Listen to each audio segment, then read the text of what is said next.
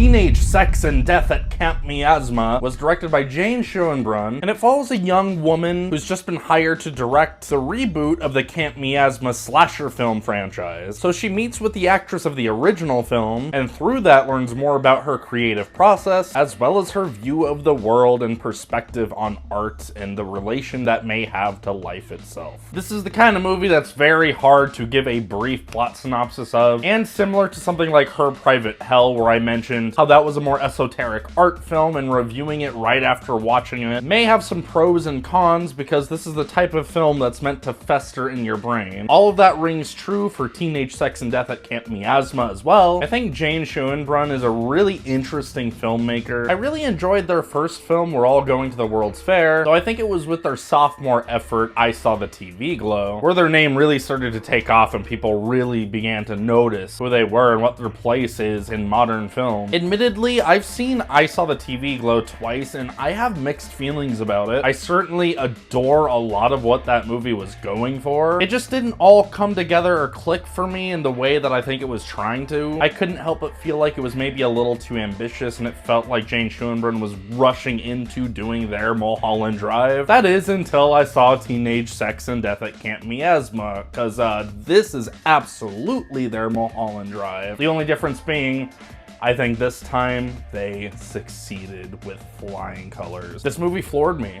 Like, plain and simple, this was one of the most emotionally powerful experiences I've had with a movie in some time. This is a very rare film to come along, a very special film, and I think this is easily one of the best of the decade so far. Teenage Sex and Death at Camp Miasma sort of marketed itself as being maybe a little more lighthearted or fun than something like I Saw the TV Glow. Sure, it was quite apparent that through the marketing, the stylistic flourishes of Jane Schoenbrun were still present here, but I really wasn't expecting this to be as in-depth of a psychological art film as it was. We really focus on the dynamic here between the main girl and Gillian Anderson's character, two different artists from two very different perspectives and times of their lives that have a different view at this point in time over the original Camp Miasma movie. The two of them have this deep adoration for it and were both heavily impacted in their lives by the film, yet for different reasons, and there's a little bit of this fun generational friction at first, but eventually it becomes a lot deeper than that, and as the two start to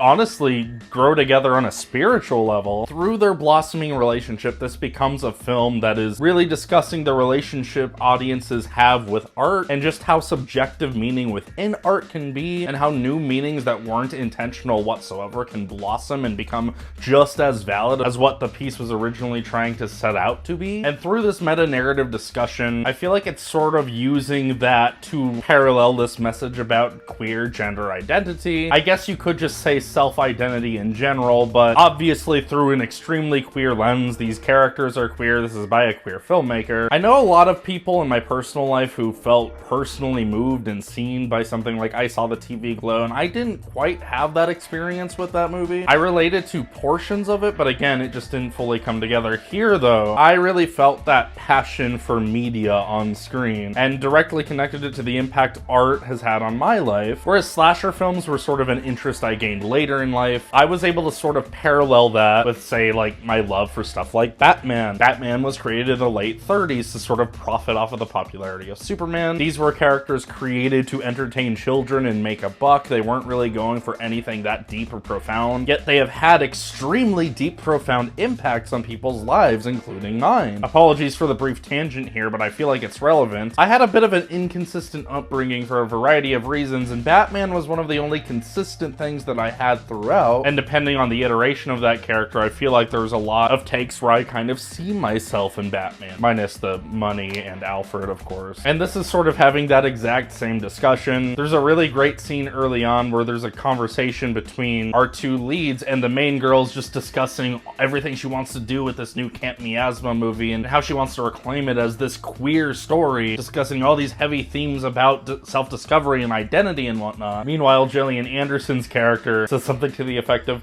yeah, it was never that academic. We were always just going for like just a dumb fun slasher. But then as these two personalities converge and these characters grow closer and closer, you start to see those different perspectives bleeding over, and you sort of see that both characters from different perspectives were coming at this from a level of pretension. Both were able to ease into themselves more and find a common middle ground. A lot of this movie really does seem to be like satire of the Hollywood system in a lot of ways, similar to something like Mulholland Drive, or something that I was thinking about watching this movie is, oh my god, this is the perfect natural evolution of something like Scream, but for the modern day queer community instead. Also, I feel like this is trying to say something a lot more emotionally cathartic than something like Scream was. I love Scream, by the way, not knocking that at all. There's another really interesting scene in this movie where the main girl is sort of having this video call meeting, discussing all of her ideas for the new Camp Miasma movie, and she's just going on this fucking autistic spiral and sounds absolutely insane in a way that I found kind of relatable from that level of creative passion. There are some times where I get so caught up in a lot of my really crazy, intricate, creative ideas in a way that I just can't quite communicate. And